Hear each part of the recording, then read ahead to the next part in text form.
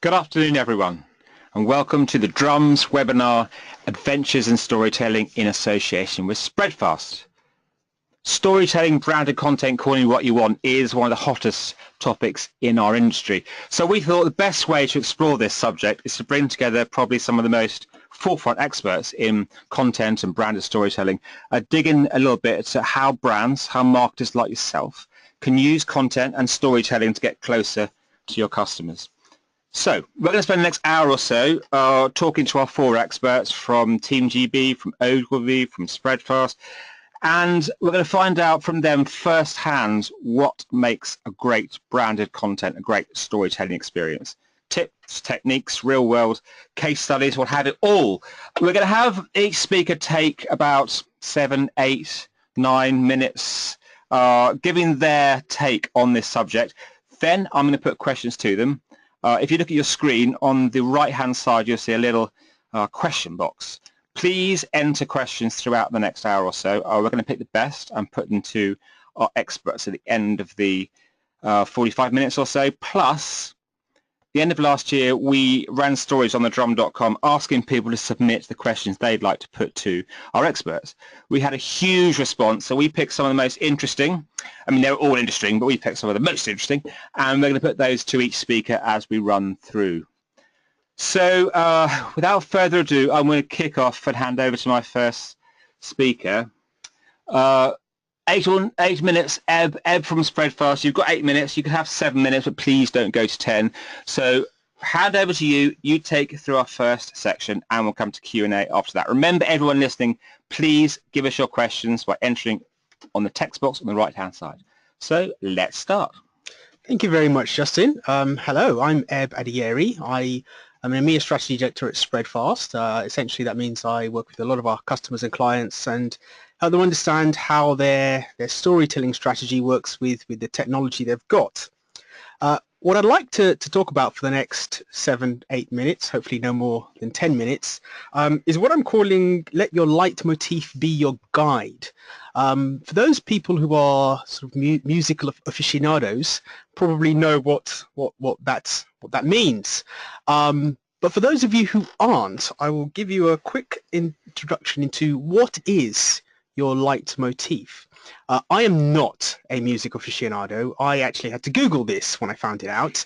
A leitmotif is a musical term referring to a short, constantly recurring musical phrase associated with a particular person, place, or idea. And for me, that's something that kind of stands out quite a lot with when I think about storytelling, particularly when I think about how brands tell stories. I'll give you an example of how this particularly resonates with me in particular, but how it should resonate with brands. I am a Star Wars aficionado, and for those Star Wars aficionados, will probably recognize this scene out of A New Hope. I'd like to play a short clip from this particular scene.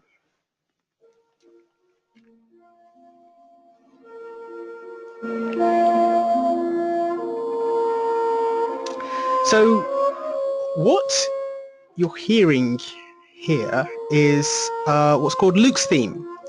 And for those people who are aware of Star Wars, in A New Hope, this theme is when Luke looks at the binary sunset and realizes that the music is very much, there's a job for him to do. And actually this theme actually carries all the way, is accompanying Luke all the way through A New Hope, The Empire Strikes Back, Return of the Jedi. It's Luke's theme, and whenever you hear the music, you associate it very much so with Luke. Throughout Star Wars, there are lots of other themes that are associated with lots of other people. Most people will know the Darth Vader theme, which I'm not going to play now for time reasons. But actually, in the Return of the Jedi, when Darth Vader has his mask taken off, the normal theme that you associate with Darth Vader is played in a very soft tone. Only those who are experts really kind of get it. And it's, again, a theme that is associated with Darth Vader. The thing about leitmotifs is that they're themes that kind of evolve over time, and they add new meaning, they add new value to what the character does. And this is something that I think can be applicable to lots of brands. Themes that evolve over time and add new meaning. The problem for a lot of brands, however, is that they struggle to add new meaning or value. They do evolve over time, but the problem they have is really how do they actually add that new meaning to what they are about? How do they really add value to what they do and what value they offer to their customers? And this is where they struggle, not for the want of trying. We've been talking about branded storytelling for a number of years now, but brands really struggle to do this, and there are a number of reasons why that is. There are a number of brands that seem to get it right, and when I look at brands like Burberry, who are able to tell their story across different formats, across different feelings. You don't actually have to just see a Burberry ad to kind of know there's a feeling about Burberry that it associates with what it stands for. Likewise with Lego, that's a brand that has gone from when I was a child up until now, and they still resonate with my daughter. They evolve and they add new meaning. Even newer brands like Paddy Power are able to kind of take what they stand for, what they mean, and apply it across different formats and across different themes. When I look at brand storytelling today, we have a lot of different channels, a lot of different tools, a lot of different formats by which we can tell a story.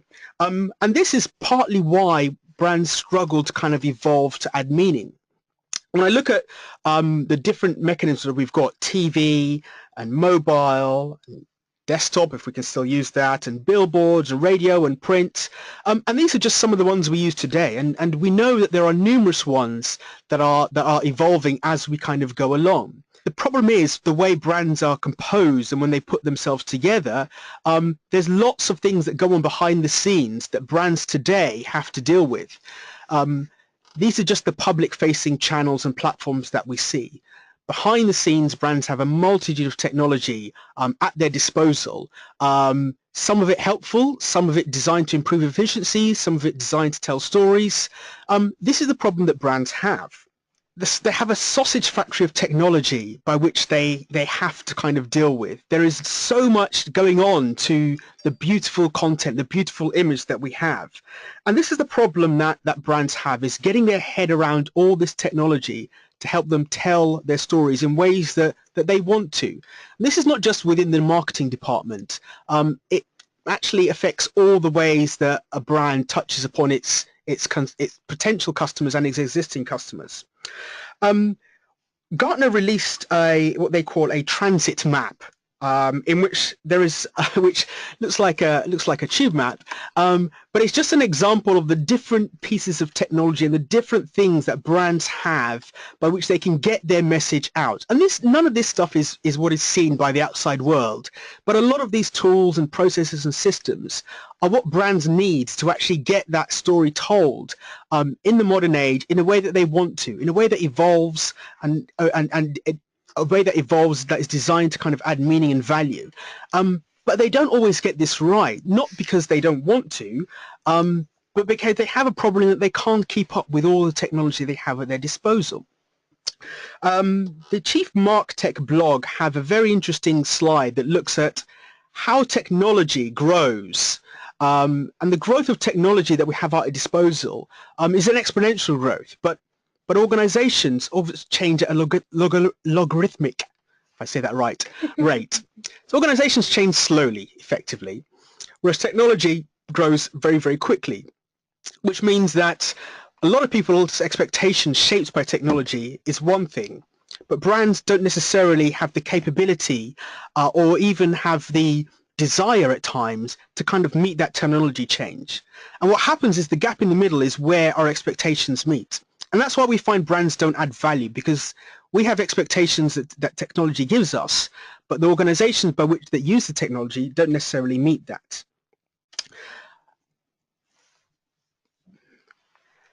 Looking at why that might be the case. The conundrum for brands is that a lot of them, they have a strategy in place at an enterprise level. And a lot of them, 49% of them, actually say they have the right tools in place.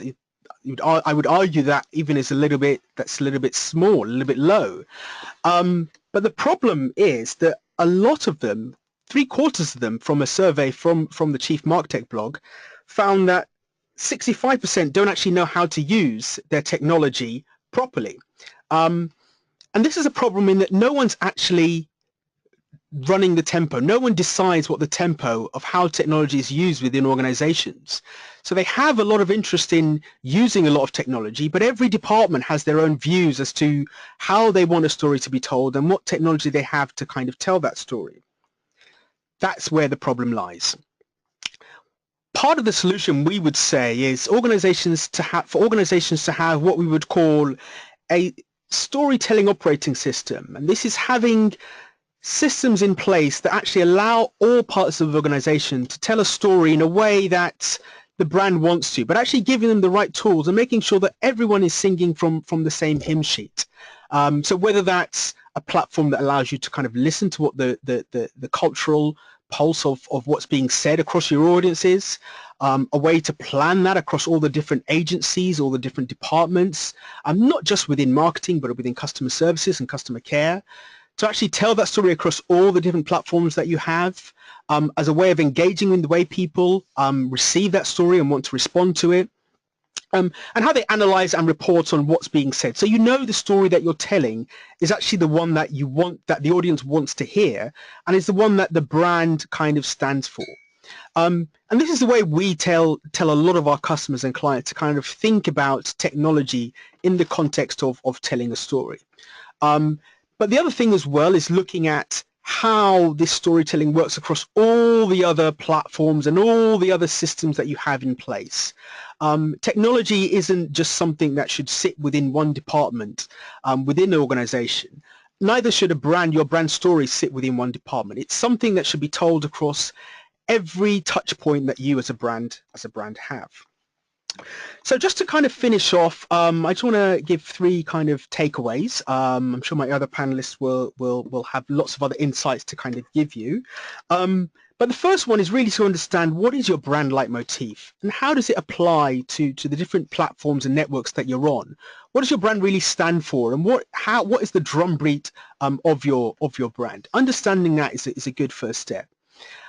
We have lots of technology at our disposal, but it's important that technology actually map the different systems together, so you don't have ads chasing you around the internet from someone who's already brought something from you. Make sure that the technology kind of sings together, so everyone within the organization is singing from the same hymn sheet. And the last one, which is really tough to do, is actually making sure you have a conductor that's actually playing the tune, the brand leitmotif, and listen to him or her. So you have a department or someone who actually brings everything together, and make sure that person kind of has their job, their role is to ensure that everything kind of marches along to the same tune. I'll leave you with one final quote from Maya Gupta, who's the newly appointed Chief VP for Growth at Spotify. It's a great quote that resonates particularly with me. And he says, modern marketers need to converge data and technology with impeccable storytelling to drive customer engagement. And I think that's a motor for all modern marketeers. They've got data, they've got technology, they want storytelling. It's about how do you blend all of those together. Thank you very much. Thank you very much. Superb start to our hour on brand storytelling. So we've got lots of questions that have come in while you were speaking. As I said before, questions that were submitted to the drum beforehand. I'm going to put some questions to you. As I keep us on track for time, we'll try and limit them and hold some for the end. And as we go along, our other esteemed panelists, feel free to jump in and ask questions of your panelists if I'm not doing a very good job, which is very likely. So let's kick off. I love the idea of a storytelling OS, by the way. You ended talking about all brands, all marketers need to know how to find their own brand leitmotif. Any tips about how they can go about doing that? A good place is when you look at some of the brands I pulled up there, so Burberry and Lego, going back to the brand heritage and actually really understanding that. What we find with some of the customers that we deal with is that newer brands try to copy aspects of what other brands do well. So it's like I'd like to be like Apple, or I'd like to be like Lego, without really understanding where the brand heritage came from. That's always a good place to start, to find out what it is that the brand is designed. What is it about the brand that I was going to say that is unique about that brand, but not necessarily unique, but is unique to that organization that makes it tick, that makes it distinctive amongst other brands. That's always a good place to start. Fantastic. Okay, now we'll turn to a question from one of our audience. It's John Whittam at JD Sports, and this sort of question can be applicable to any of our expert speakers today, but let's put it to you because you were first. So what do all good stories have in common, do you think?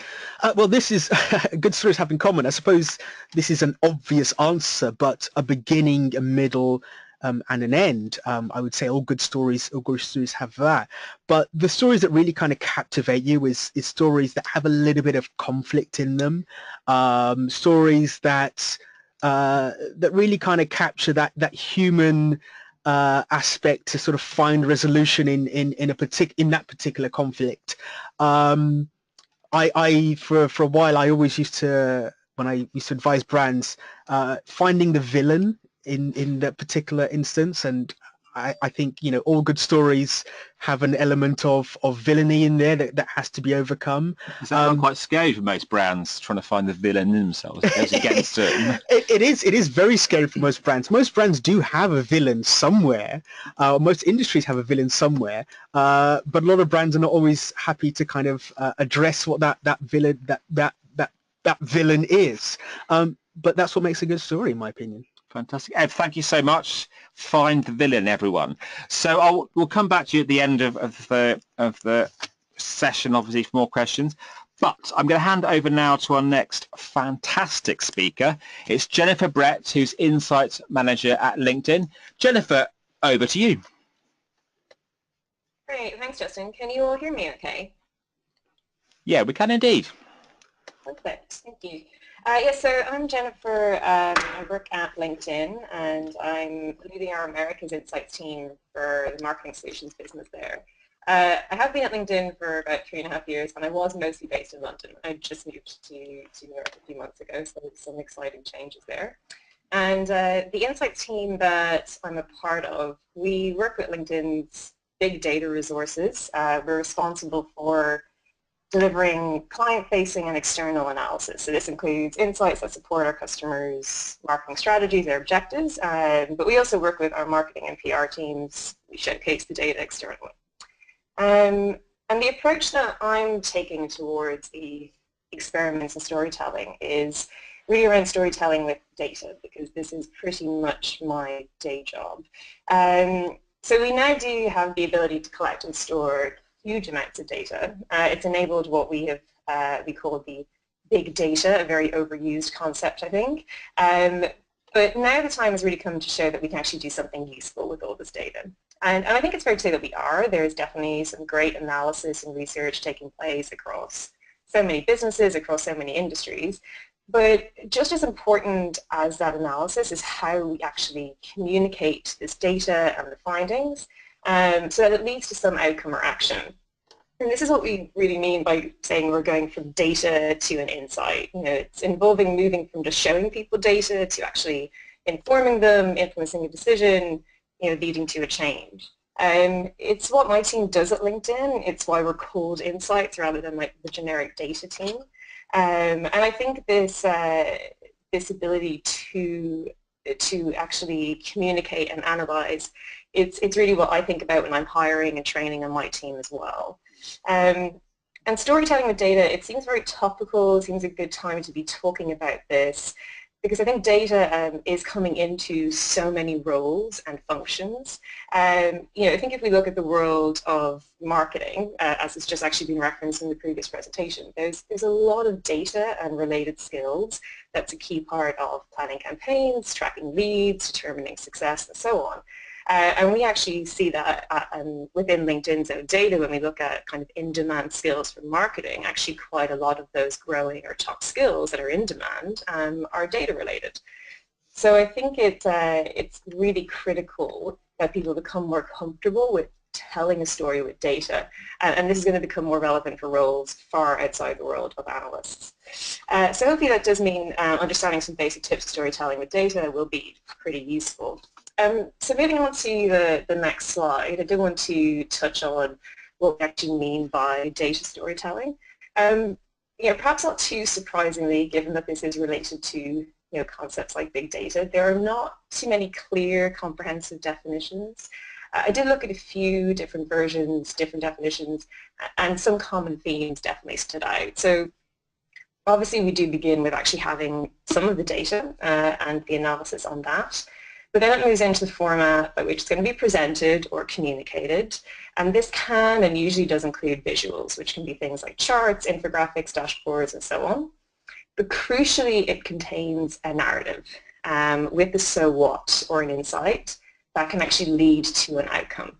And that outcome be that the data helps to influence, helps to inform, helps to drive change or an action. And so I think that really is the key aspect, that there is some sort of action or recommendation that can come from this data that's been analyzed. And the next few slides I'm going to go through are some of the top tips I have for effective data storytelling. It's definitely not an exhaustive list, but hopefully it covers some of the main hurdles people might face. And obviously we'd love to hear if other people have tips on their data story techniques as well. So jump into the next slide and go into the first point, which is really about tell an actual and an accurate story. And I'll focus on the accurate bit first. When working with data and wanting to tell a story with it, do find the story that the data actually supports. I think it's so important to emphasize be truthful and be objective. I think it can be so quick and easy to lose trust with data if an audience suspects that the data is not being interpreted accurately or it's being maybe overly manipulated. And so I would always just recommend starting at that point, really seeking out what's the genuine story that's there within the data you are looking at. The next thing I would say is, do tell an actual story. So thinking about what's the aim and objective that you're trying to achieve. Are you there to inform, to influence, to help make a decision? And so understanding what it is that you're ultimately trying to get out of it is a really good starting point before presenting anything. But then as well, as regards the actual presentation, again, this was just referenced, you need to have that beginning, middle, and an end. Just because you're dealing with data doesn't mean you don't approach it that way. In the beginning, set the context, give any necessary background, maybe what's the challenge, what's the data helping to solve. In the middle, then, share the insight or the hook of the story. What have we discovered? What have we found out? What does it actually mean? And then at the end, you want to outline those logical next steps. What are the recommendations you can make based on this sort of discovery or this finding? What should the audience do with the actual insight that you've just provided? I would also say that when you can, do supplement with additional data to make your story more robust if you can. I think one thing we try and do at LinkedIn is we will often present an overview of or a persona of a certain audience on our platform. And we can do this with our on-platform behavioral data, which talks about what does this audience do on LinkedIn. But often if we can supplement it with survey research, with third-party research, maybe bring in some attitudinal insights, it really can make the story more comprehensive as well and just build out a bit more. The thing I would say of what not to do in relation to telling the story is don't just say what's on the slide. It's probably one of the bigger mistakes I see analysts make, which is, there's a number 10 on the slide and they say, yes, indeed, there's a number 10 on the slide. Your descriptions of data are pretty boring. And so in order to keep the audience captivated, think more about the story, but also the audience is not going to come away knowing why to care or what to do next if there hasn't been some insights or recommendations made. Great, so I'll jump on to the next point. Which is all about So on to the next slide, please. Perfect, thank you. Which is all about using visuals, but which can be very helpful and can definitely be a big part of data storytelling. But what I would caution is, visuals do not equal a narrative. That's probably the first key thing to call out. So they can be extremely helpful in conveying the narrative, i.e. showing a key point, visualizing a trend, but the story still needs to go around that. So what is the image telling us? Why is it important? I would also say in relation to a good visual, some quick tips there should be, it should be able to stand alone, that this in itself actually means something, it's conveying a key point, ideally be easy to understand, and also clear so that it's not very easy to misinterpret. I think, maybe testing it with some people before you present it to your actual audiences, what conclusion could someone come to if you weren't in the room? And if people are coming to very, very varying conclusions about what this visual means, then you may want to add in a few more pointers or notes around it just to help guide people to the correct point. And probably the tip on what not to do is don't show too many visuals. It can be tempting, but try and stick with what conveys the key elements of the story. Ideally, your visuals should help you, not hinder you, and they shouldn't distract the audience. So try and limit the very fancy animations and the sound effects as well to help you along. Moving on to the next slide, this is really all about knowing your audience before you go into the room, which when presenting data can be particularly important. So what info do they already have? So this should hopefully be a guide to you as to what you provide up front and kind of help you build out your beginning of your story. So how much context do you need to provide? How much information do you need to give on the data that you're going to be analyzing? That sort of information that whether you're dealing with maybe quite a technical crowd, whether you're dealing with people who are much more just focused on the outcome, can really help give you a sense of what you should be focusing on. The next tip I would give there is limit your methodology speak. Just come back to thank you. Limit the methodology speak. You ideally want to be able to answer any questions that come up around your methodology, but if you've got a 15-minute presentation, you probably don't want to spend 10 minutes describing the methodology that you used. So absolutely be able to explain, but don't necessarily go in up front where you have to go into this in detail. And that's probably one good tip is just in general, don't be overly complex. I think, again, probably a mistake I sometimes see analysts make is they put so much work into a piece of work and they really want everyone to see how much work has gone in, the hours that went into it, the different types of data they used, how great the methodology is, but it's probably not the best use of your time during that presentation. So you should be able to answer the questions. There could be one person in the room who really wants to go deep on methodology and you need to be able to answer any questions they have, but save it for that and otherwise focus on the outcome and the findings that you take from it. Cool, so jumping on to the next slide, which again I think is going to be referenced in what makes a good story, and that's all about really, yes, you're working with data and storytelling with data, but be human. Appeal to your audience on both an intellectual and an emotional level. And it's the power of a great story, and really it's about, if you can, making a human connection. And so I think a couple of ways you can think about approaching this with data is first, humanize your story. The story can be about the numbers, but really it's more about the people underlying them or a persona that actually represents them. When we think about it at LinkedIn, again, if I go back to thinking about how we're telling a story about a certain audience or subset of our members, it's not just descriptive, it's who are they and what are they getting from the platform. If they're engaging with certain types of content, what can we infer from that? What's some of the interesting insights about what they enjoy engaging with? But it's all about building out that persona, connecting it back to the people behind the data points. And another tip on that is also, if you can connect your findings to something emotional, I think that can often resonate more. So an example there would be if you were making a pitch to maybe a small business owner about them investing in a marketing campaign, it's going to drive more leads for them. Leads are great, but what's more powerful, what's more emotional to that small business owner is that this is about making their company successful.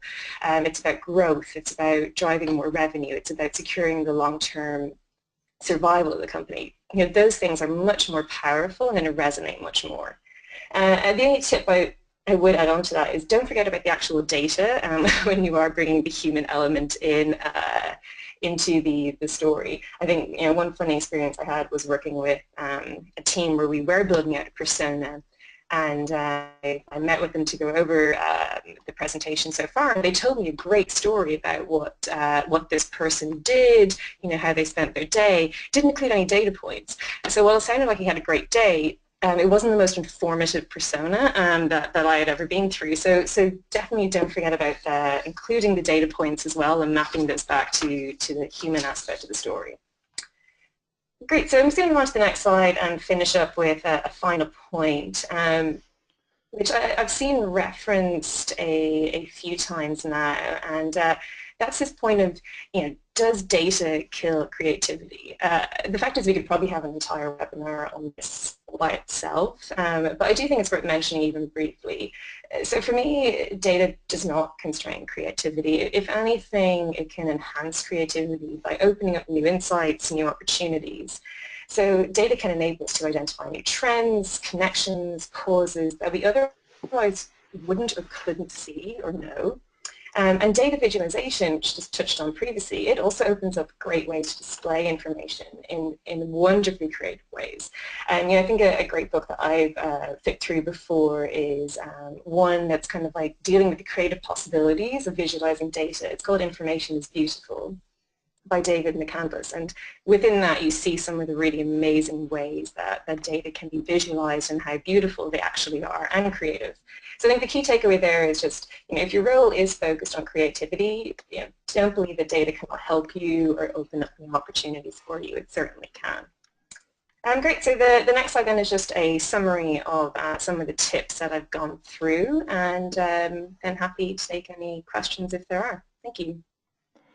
Jennifer, thank you so much. Fantastic insight there. And data enhancing creativity is something we're continually focusing on at the Drum, so totally agree. I've had a question coming in here from Brian that I think is pretty interesting. I'll pick this one amongst all the load flooding in. He says, are the people who are analysing the data the same people who actually write the story? So is there a danger of a disconnect between the analysts who know the data and the creative people who are trying to understand it? Yeah, so I mean, I suppose speak from my experience, at least how we work at LinkedIn. In that situation, I think it's about developing something of a partnership. So when the analysts on my team are working with, say, particularly our sales and marketing teams, it's about understanding what's the objective they're trying to achieve, how do we bring data to that to help demonstrate or prove out that objective. And then it's about working together to ultimately tell the best story, because the analysts are probably going to know the data better, and they're going to understand the possibilities with the data. And so once you bring a finding, then it can be about, oh, so how do we make this resonate most with the audience that we're going to? And in that case, it could be the marketer, it could be the salesperson who's going to know the audience better. And so they can bring some of that insight into it. I think the main tip I would probably say there is, it is try and include your analysts as much as possible in the storytelling process. I think one mistake I probably see get made is just, somebody sends a request in and they're like, send me over this data point, and I'll sort of deal with the rest. And in that situation, I think they're missing out, because when the analyst doesn't have context, it's hard for them to really think about how to approach the data, or maybe different angles that they can take, or different things they can pull from the data that the requester wouldn't necessarily know about.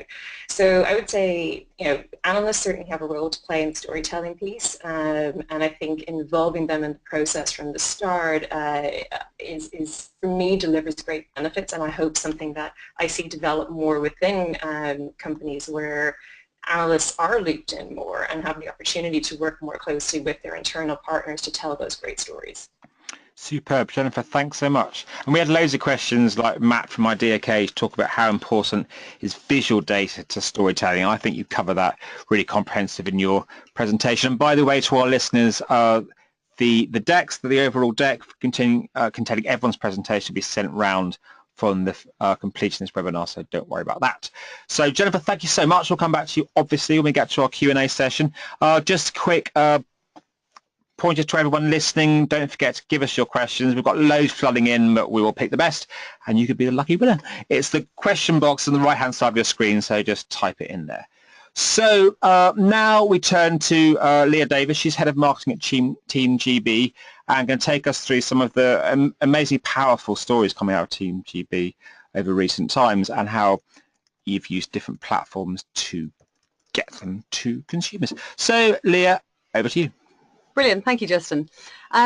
Yes, as Justin said, I'm Leah. I'm head of marketing for Team GB, and you might have heard, but 2016 was a pretty busy year for us. We had a lot of stories to tell. We still do, but for the purpose of today, I'm just going to focus in on the kind of storytelling aspect, in particular to do with our content marketing. So if you look at our story, it all really began with a clear and focused mission. And for us, what we really wanted to do as a team behind the team was to create this optimal environment to enable Team GB to really make history at the Games. And that's by no means an easy feat. It brings together a lot of different operational considerations, marketing consideration, comms. There's a lot of different people that need to work behind the scenes in order to set that scene for the athletes to go and do what they do so well. And I don't think, if you look at what we actually achieved, if we go back 20 years, Team GB came 36th in the medal table. Now, fast forwarding 20 years, we've now ended up second in the medal table in 2016. So a huge achievement in a relatively small period of time, given the length of time it takes an athlete to go through the process. We were branded an Olympic superpower after the Rio Games this time. We've had 5 consecutive improvements in terms of our results. So from a performance point of view, it was an exceptional year for the team. And I think if you look at some of the stats on what we actually delivered last summer, 67 medals, we delivered 14 sports actually delivered gold medals. That's more than any other nation. So enabled to say that we can, across so many different sports, deliver gold, silver and bronze medals, it's an incredible achievement of the team. We're still the only Olympic team who's ever won gold at every single Olympic Games. And actually it's quite a strong feat to be able to claim that amongst all the great teams that are out there. A nice one for us internally and for the staff and the team behind the team, that we were actually awarded the most successful Olympic committee at a global award ceremony as well at the back end of last year. So field of play behind the scenes, I think we had a very successful year last year.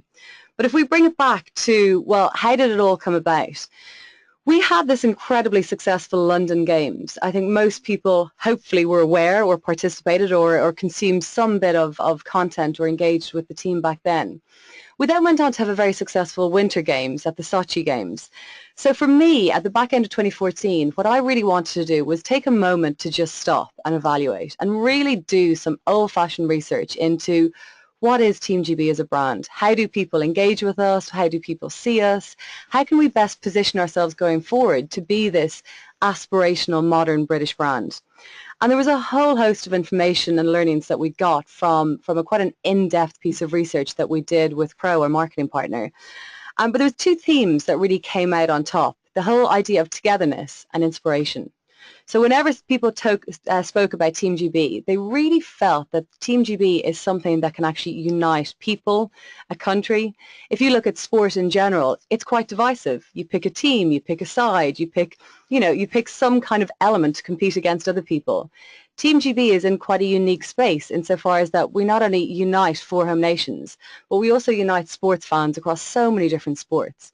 And that really was fed back to us by the fans. The other idea was the whole inspirational side of what Team GB is. So not only were the team inspirational to watch, but a lot of fans really took that on board, and they found that the team had inspired them to make changes or to be more active in their own lives. So for us, the kind of 2 themes of togetherness and inspiration were really something that we decided to take forward into our strategy planning.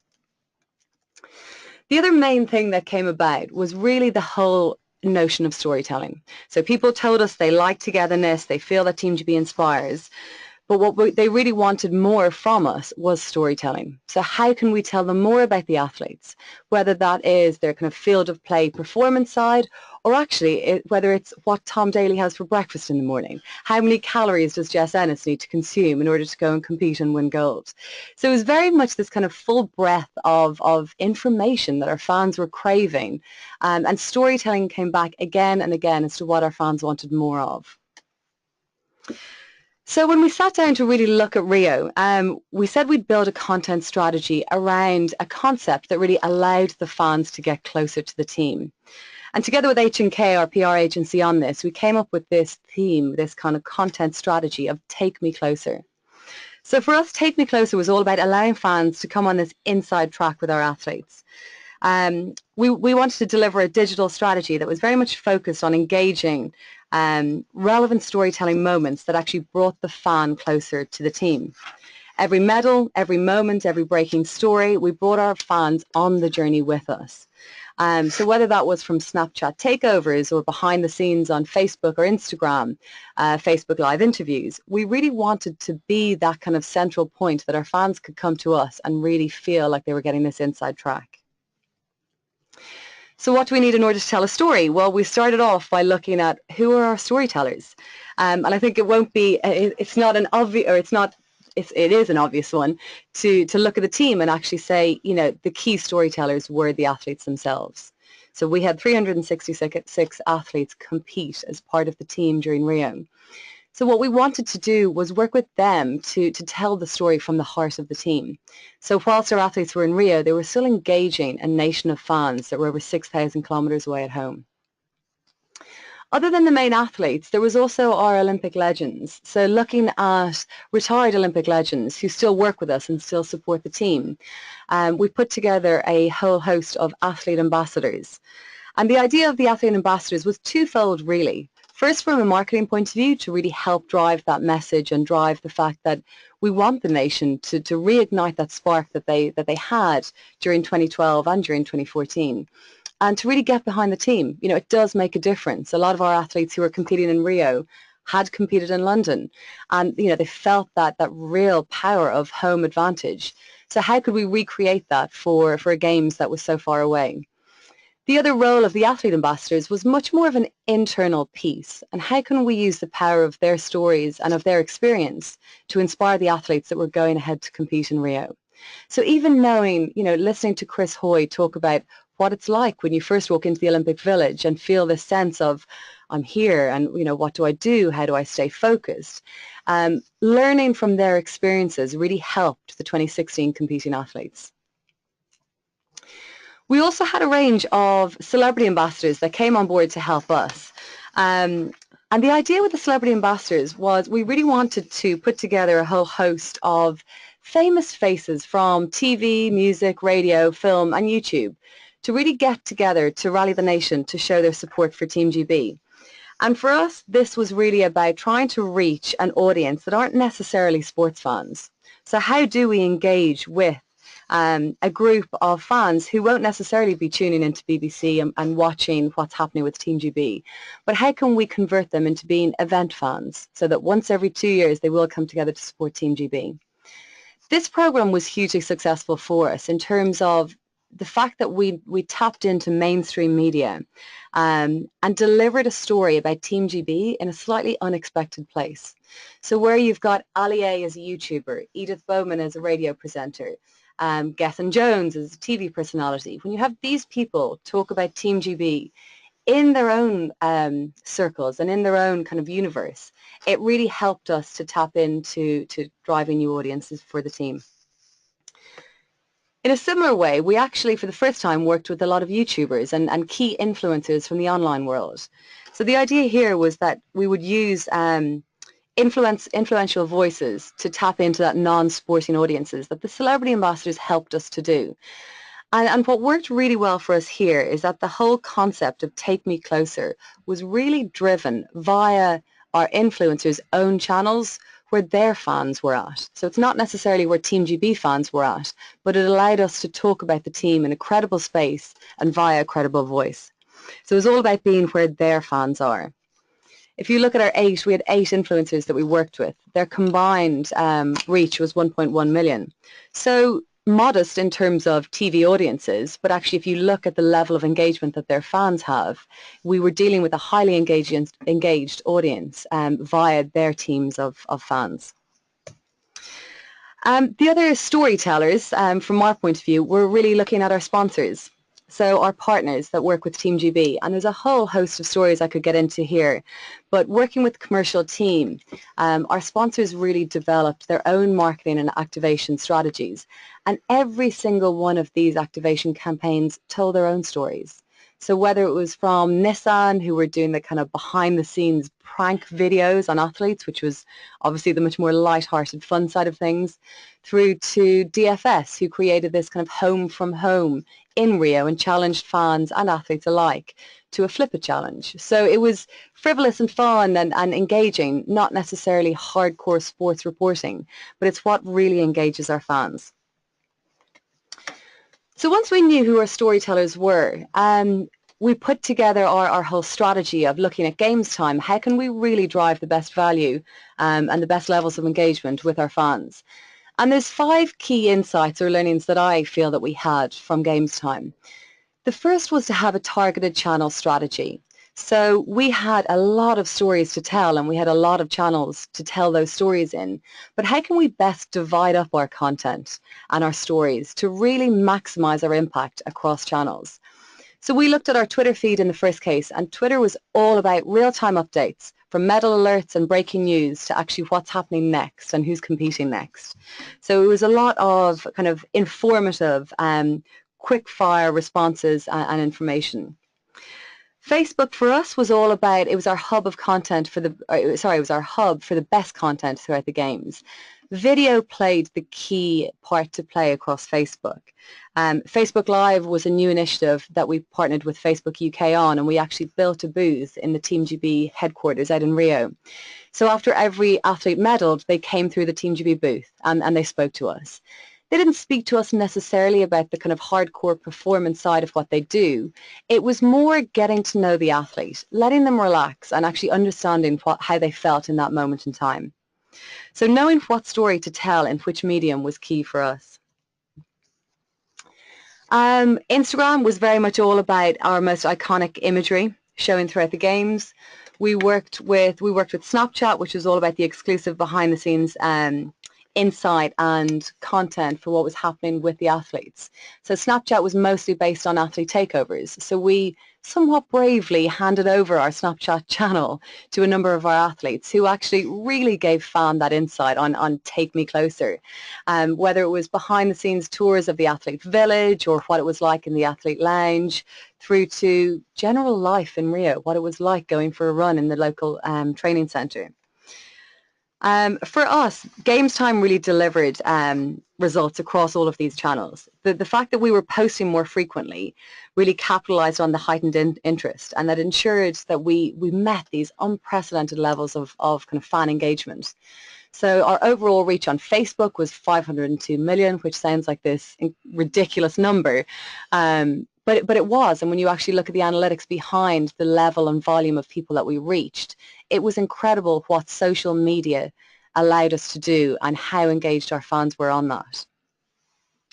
The second key learning was really all about timing. So for us, I really think that timing is critical. We made sure that we got out there with our medal announcement within seconds, if not a minute or two, of when that medal actually happened.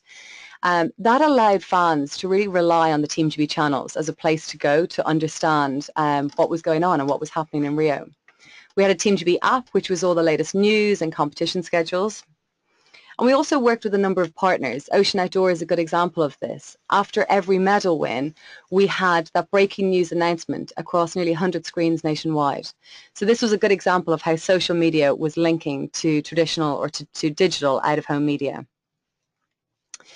The third key learning is all about being true to your brand personality. So we've spent quite a lot of time building up this brand personality. And you know, if you follow us online, you'll understand that we don't have a kind of straight sports reporting tone of voice. We really have this kind of fun, friendly, approachable tone in most of our content. So whether it's through the language that we use when we post, or whether it's trying to kind of build our army of supporters behind specific hashtags. One example was Up at 3 for Adam PT, which we were asking people to stay up till 3 a.m. given the time difference to actually support Adam when he won his first gold medal. So really kind of embrace your brand personality.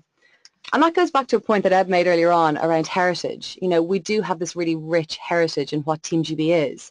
So as much as we are this modern brand, we do like to be true and to honour the heritage and the kind of the hundreds of years behind Team GB that drives us.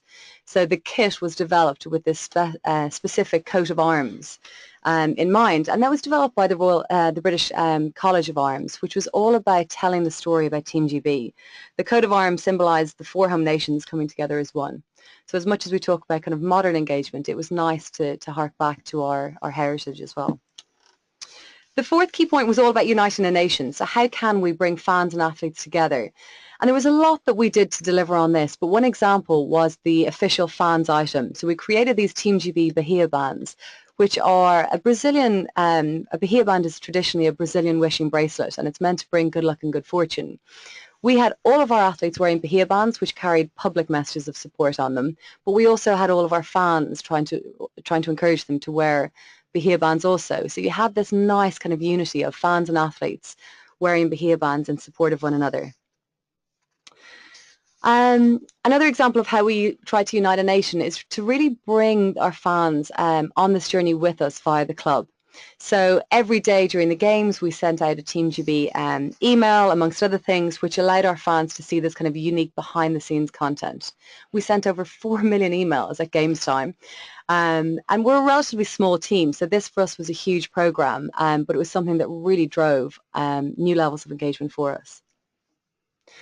And the fifth, just skipping through to the last kind of key learning, I guess, that we had was really about celebrating success. So success is infectious, and I think we all felt it as and when Team GB won more medals. So celebrate that success. We'd always replay the highlights of the day or the key medal moments, and that really helped to bring people together in support of the team. But not forgetting, actually, it's the fans who, you know, are largely responsible for getting Team GB to where we are, whether that's through National Lottery funding or kind of coming out and showing their support.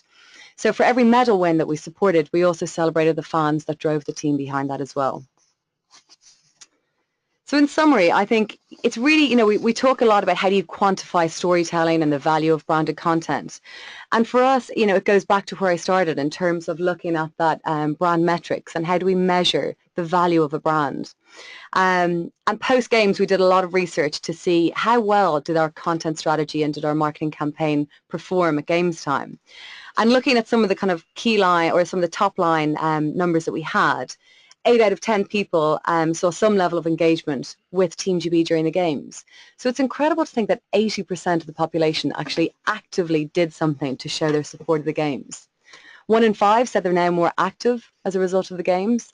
So it's often hard to quantify, you know, how important storytelling is, but if you look at these kind of tangible results, it really does help to bring back the value and demonstrate the value of good marketing and good storytelling. Leah, thank you so much. Fantastic insight into Team GB's success. Now, we've had loads of questions flooding in while you were talking. I'm keeping an eye on time. We're running over time, as always. But let me put this one to you. I mean, lots of people ask the same sort of question in different formats, but Lisa says, and this sort of sums it up really, did you supply athletes with a social media policy, i.e. what training did you give them to make sure they didn't say anything silly? We do athlete media training. Yes, we do as part of what we do in terms of the preparation for Rio. Social media is difficult. As much as it's great, it definitely comes with its pitfalls. But we try, pre-games, we bring all of our athletes together as part of a kitting out process where all of the athletes come to receive their kit. And at various other points on their journey to Rio, we brought the athletes together and really did media training with them. And just try to highlight the importance of social media, but also how influential it can be. So the fact that if an athlete who is not aware of how powerful their voice is going into the games.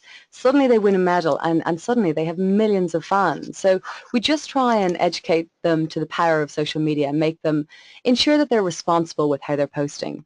That's obviously working alongside all of the team leaders and the performance directors from the performance side of the house as well, who will sometimes have policies of, you know what, at games time, maybe it's better to try and switch off and focus on your performance. So different policies based on different sports, but overall we absolutely do take the time to train athletes on social media. Fantastic. Thank you very much once again. I'm going to move on to our final speaker, last but definitely not least. James Watley, who's Managing Partner Innovation at Ogilvy and Mather. James, you're last. Make it the best. Over to you.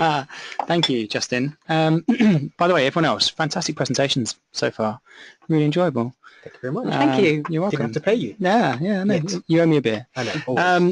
So, yes, I'm Planning Partner for Innovation at Ogilvy and Mather Advertising. My single-minded job at Ogilvy and Mather is literally to take new stuff and make it useful. So that's useful for the clients, useful for the work, useful for the agency, useful to the staff, and useful to the industry.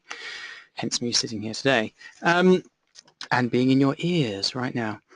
So if we could move on to the next, I'm going to wave my hand. There we go. Look at that. I'm going to talk to you about Alsatians today. And one more time. So the thing I want to talk to you about is Eric Cantona and Cronenberg 1664. So if you don't know, Ogilvy and Mather handled the advertising for Cronenberg 1664, and for the past few years we've been working with them and Eric Cantona and exploring the mythical brand world of Alsace, where the Strissel Sport, you can't say that quickly, can you? No, football. Exactly. Comes, I've lost the word now. That's how you make the beer, basically, and from Alsace. And so building on the success of the past few years, so we started off celebrating the farmers of Alsace as if they were footballers. So the first ad we did basically was Alsatian farmers driving around the small town in Bentleys and Lamborghinis. And then the second ad, I think Eric was going around kind of meeting people. And then we did a digital-only piece last year. Year before last, which is Eric putting the goggles on there, where he challenged Britain. If you tell me that Cronenberg is the taste supreme, I will swim the channel. And the punchline was he swam the channel, but in a swimming pool on the back of a yacht. Anyway, so we wanted to continue building out this world. So for 2016, we basically came up with the idea of looking at Alsatians, or Alsatians as you all know them, and they do actually come from Alsace. They don't always carry little barrels of Cronenberg around their neck, but this was the idea, to introduce Alsatians. And basically we had all the campaigns we do on Cronenberg work in this three-phase stage, which is tease, launch and extend. Tease is quite short, funnily enough, so is launch, and extend bit is where the interesting stuff happens. And the reason why I brought this story to tell you today is to talk about how an idea can change and shape depending on what channel you're in, depending on what part of the story you're in. And once you've articulated that idea, how the execution of that idea may change and morph. So I'm not going to show you any of these things, but these were Blipverts. And these were little 5-second pieces that we had exclusive to Channel 4. And I want you to look at these for a second. And you should think about, there's Eric holding the Cronenberg, and basically all he did was he just looked around or looked over his shoulder for 5 seconds and he was gone. And this is towards the end of April. We showed this towards the end of April, and everybody could see that, oh, Eric's coming back. And, the association between Eric and Cronenberg is quite strong because we've been doing it for a few years now. And when you think about advertising like this, sometimes it's very easy to fall into the trap of matching luggage. I think you mentioned a sausage factory earlier on today, but not the first time, may I add. And and I thought, when you think about that sausage factory, you could just print Eric's face on everything, right, and make this matching luggage of advertising. I want you to think about that, because that's not what we did. So let's have a look at the ad, which is on the next slide. And if you wouldn't mind playing the 60-second, let's get really indulging and play the 60-second. Alsace live the most intelligent dogs in the world, the Alsatians. They deliver Cronenberg to the deserving. Eric? Ouais, Sandrine. Emergency at the church.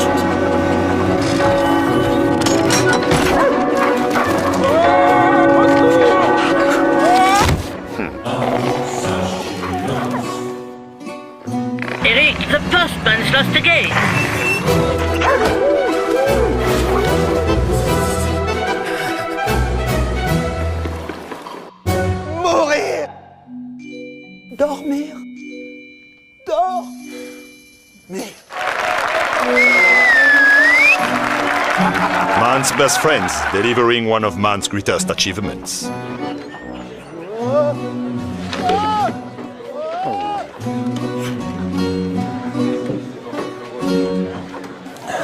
The test supreme. Basically, there's a lot to love about this ad. One, it's beautiful, and I don't mind saying that. You know, yes, it's come out of Ogilvy, and it's Ogilvy work, but it is beautifully shot. It's lovely to watch.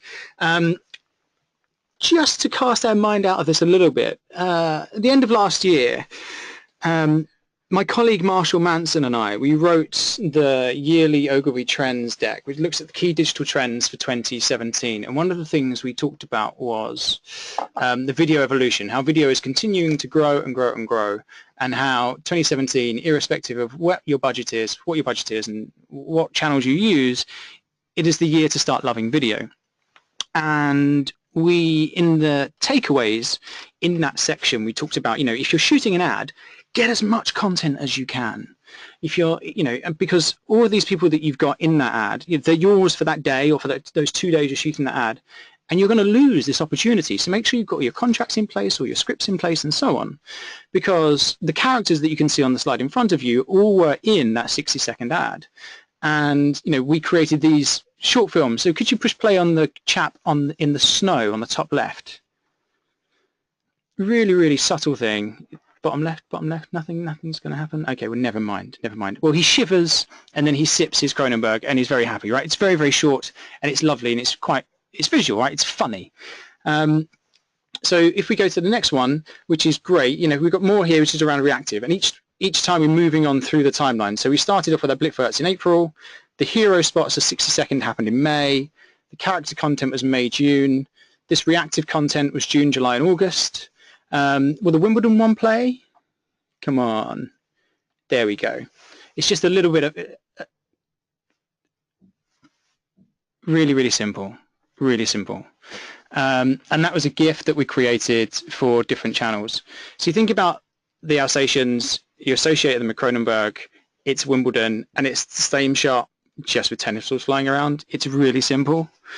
So when we talk about the articulations of this idea, so Alsatians now being synonymous with Kronenberg as well as Eric. By the way, Alsatians are only slightly cheaper than hiring Eric Cantona, and you do have to jump through a few more hoops than you would do normally than hiring a celebrity versus hiring animals. And we created 14 of these different things that would run cross-channel throughout the campaign period. Next chart, please. And we then, for September, started looking at what we internally, which to the public was known as the Academy Alsatian, but internally we knew it as Puppy Academy. So for Puppy Academy for September, now let's be clear about this. This is puppies. What's not to love about puppies, right? We're putting puppies on the internet and trying to sell beer at the same time. How could we get this wrong? But what I'd like to do is just push play on any one of these videos. It'd be lovely. Maybe the poodle. You definitely picked the one that I didn't say. There we go, poodle. Thank you. Now I want to talk to you about these. Task 2, the Temptress, brilliant. And all it is just a fun bit of content, training the Alsatians, training the puppies.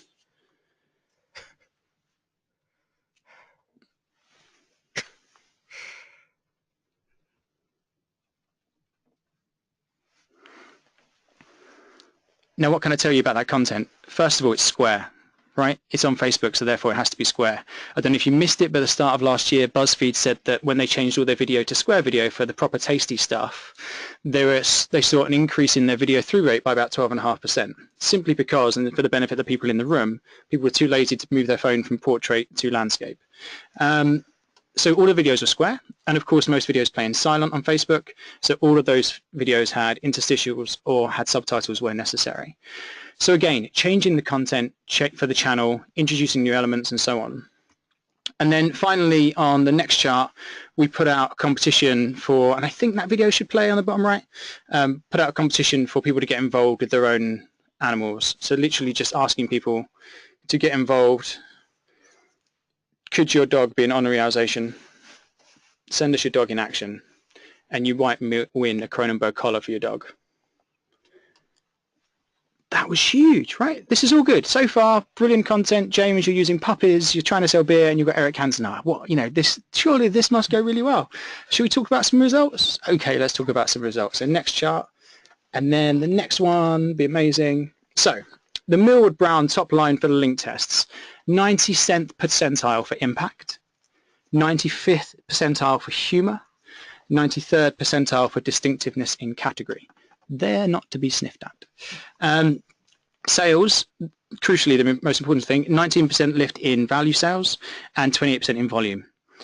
Overall share against the competitors increased as well.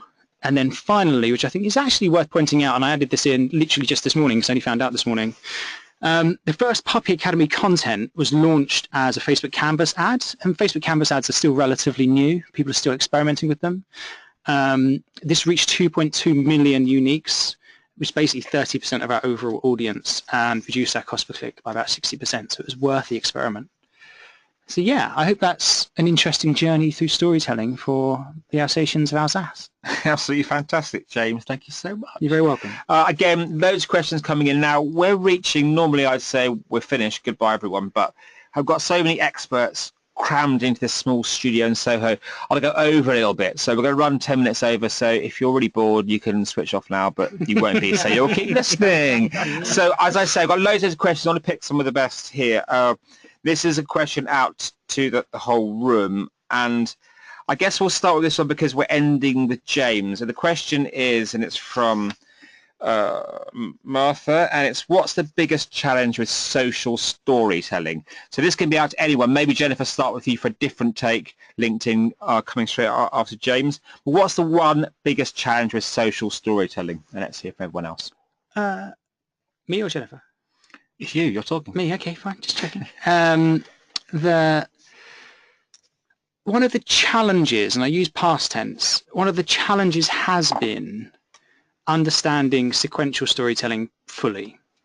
And what I mean by that is, across a number of clients at the moment, we're working on a bond and buy strategy. So we show you a beautiful piece of video content and then follow it up a few weeks later or a few days later, depending on how much you've engaged with that content, with maybe a hard-nosed call to action, buy now thing.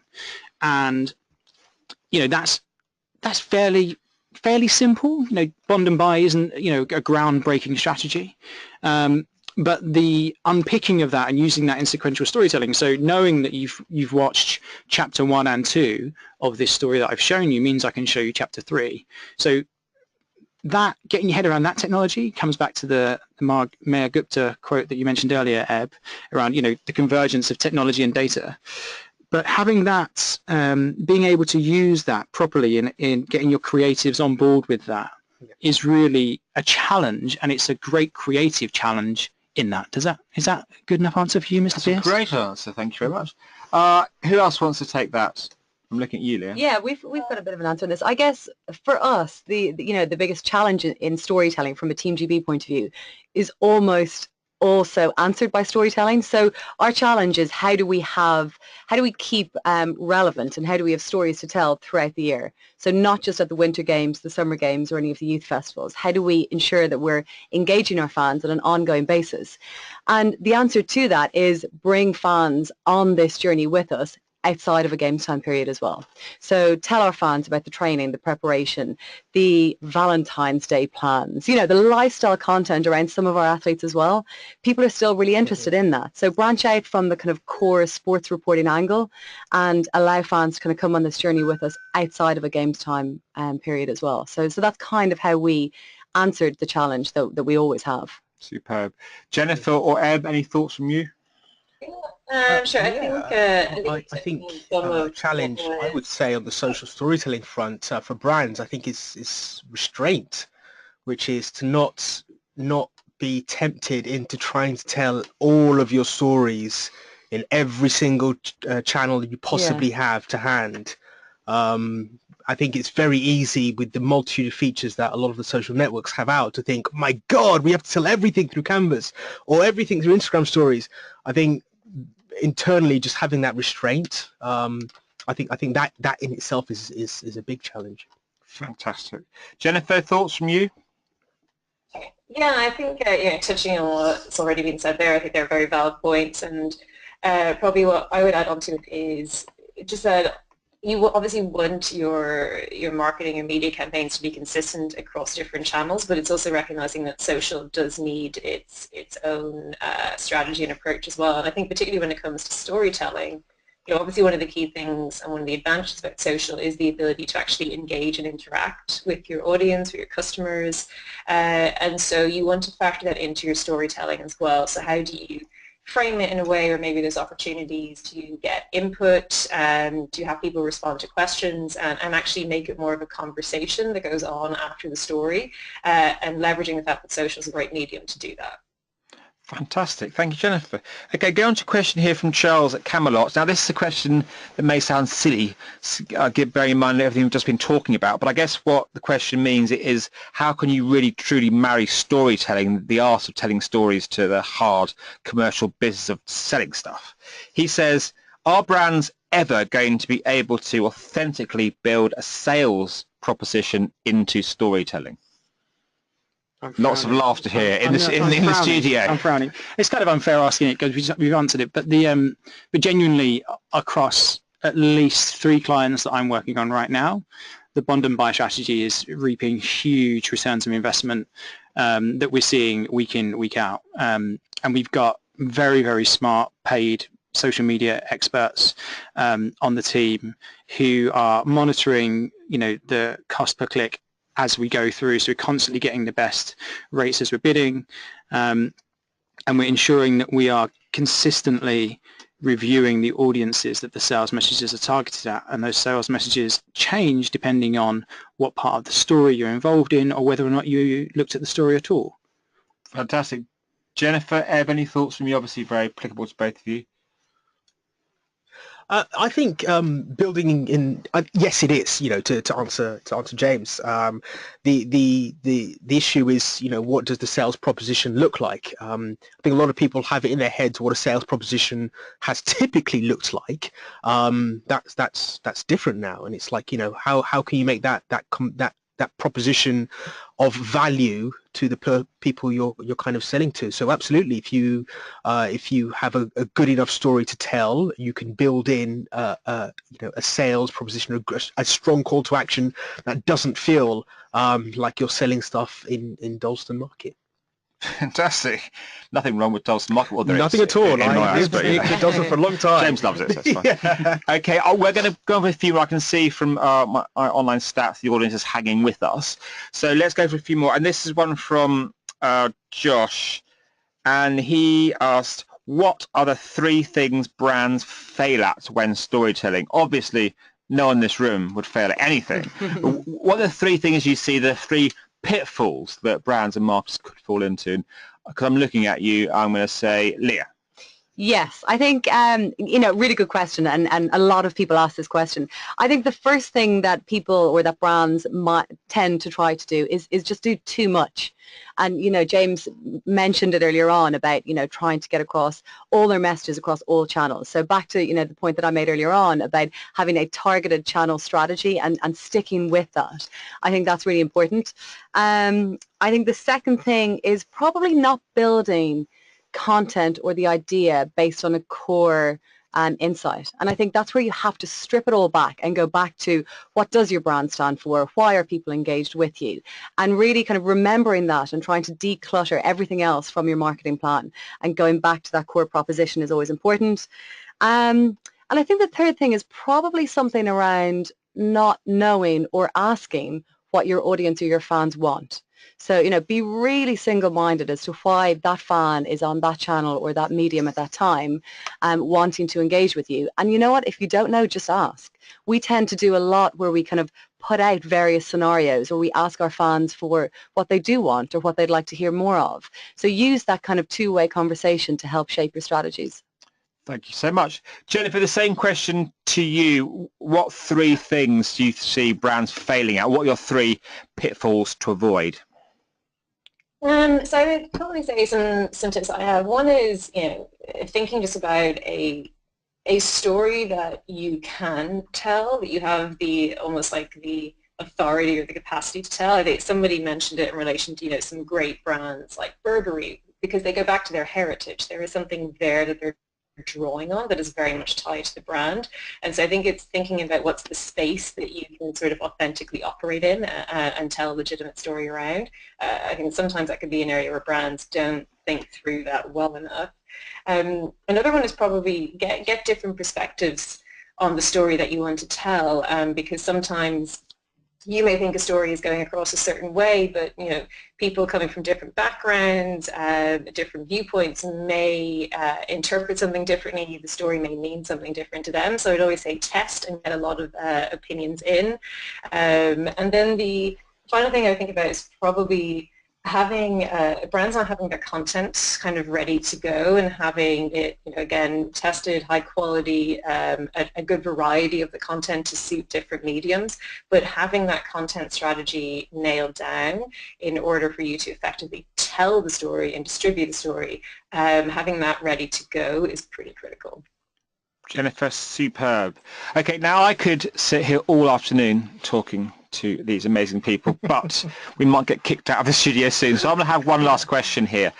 And this, I think, is applicable to everyone. We'll probably go around and get everyone's take on this. And because you're so fresh, Jennifer, let's start with you. The question, which comes from Sarah, is, how do you get buy-in from the board to invest in storytelling? And I'd like to expand that: buy-in from the board, buy-in from your boss, buy-in from your colleagues. Everyone here in this room, we get storytelling. We see the value of it, but that's not the case for every company across this little land. I'm sure not the case for every listener. So let's start off, Jennifer. How do you get buy-in from various internal stakeholders for this? Yeah, sure. I think it's probably going back in some ways to what data do you have to begin with, and if it is a case that that data is becoming a bigger part of your company, I think it's demonstrating to those individuals the power that storytelling adds to that data, and in terms of resonating, getting the message across. And some ways to think about doing that is, apply it internally. If you are a team that thinks we should be availing more of storytelling, are you using it internally when you are presenting to, whether it's the board or your manager or whoever else? Are you actually demonstrating it in practice and how you operate, and therefore showing that it's like, oh yeah, I did come out of that meeting more convinced, I did find it more engaging and more captivating. I think there's an opportunity that we shouldn't just apply this externally, we should think about it internally, and that can be a good way to help people buy in and feel a sense of confidence in what storytelling can deliver and how it can be more effective. So that's one tip anyway. Superb. Okay, now we'll go to Leah. Let's have quick answers, because this is the final question, your last chance ever to speak to our audience today. Quick fire answer. I think it does go back to old-fashioned research to a certain extent. Try and demonstrate the power of storytelling through either examples and kind of mini case studies where you have launched a piece of content and you've looked at how it's kind of got out there and engaged with your fans, and see where and how brand metrics and research can be applied to storytelling in a very traditional way to try and convince a board that actually this intangible strategy can deliver tangible results. So I'd say it can be done, but just think slightly differently about how it's done. Nice tips. James? I'm quite lucky. I work in an ad agency. Our whole thing's about storytelling. If you've hired us, you want us to tell your story. But, without being facetious about it, it comes down simply to, is this going to move the needle? Are we going to sell more boxes? We sell what else, as David Ogilvy said. So, if your storytelling plan is going to help make the company more money, then that should be surely music to the board's ears. Excellent. And finally, as it should be, to our partner for this webinar, Spreadfast, Eb, your last thoughts, please. I think, said in a slightly different way to what James said, not just storytelling, to get the board to buy into anything, you kind of have to find out what keeps them awake at night. And if the answer to their problem, make the answer to their problem storytelling. That's how you get any kind of buy-in. Too often, too many people come with a particular solution before they've identified the problem. And I think, if the best way to get buy-in is to find out, well, what is the problem that the business has? You can pretty much answer it with most stories. So that's what I would say. Fantastic. Well, that's it. Thank you so much for listening. Thank you so much for sticking with us. For those of you that did stick with us, a curse on you. You'll all be getting an email with the presentation of today's webinar, and look for the follow-up in the Drum online and print magazine. So just it's left to me to say thank you so much for our amazing panel of experts, and thank you very much for listening. Good afternoon.